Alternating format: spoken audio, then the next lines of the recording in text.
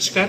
येत्या 14, 15, 16 ऑगस्ट 2024 दरम्यान नांदेड येथील कुसुम सभागृहामध्ये सप्तरंग सांस्कृतिक महोत्सव, ज्यामध्ये अनेक सांस्कृतिक मेजवानी नांदेडकरांना मिळणार आहे.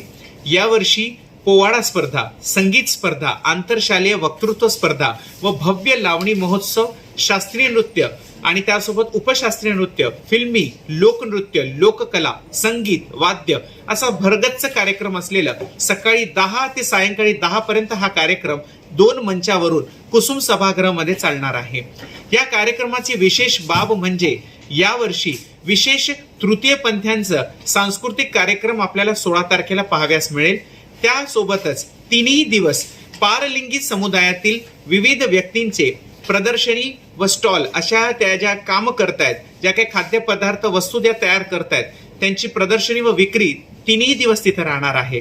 यासोबत आपल्या सर्वांना आमची सप्तरंग सेवाभावी संस्था, त्यासोबत लय स्कूल ऑफ परफॉर्मिंग आर्ट्स, जिल्हा प्रशासन व संस्कृती मंत्रालय, भारत सरकार ही सामाजिक भान आणि सांस्कृतिक एक वारसा नांदेडमध्ये चालवावं व विविध कार्यक्रम नांदेडकरांना मिळावं हा कार्यक्रमाचं आयोजन करत असते. तर सर्व नांदेडकरांनी येत्या 14, 15, 16 ऑगस्ट दरम्यान या कार्यक्रमाचा आनंद घेण्यासाठी दररोज यावं.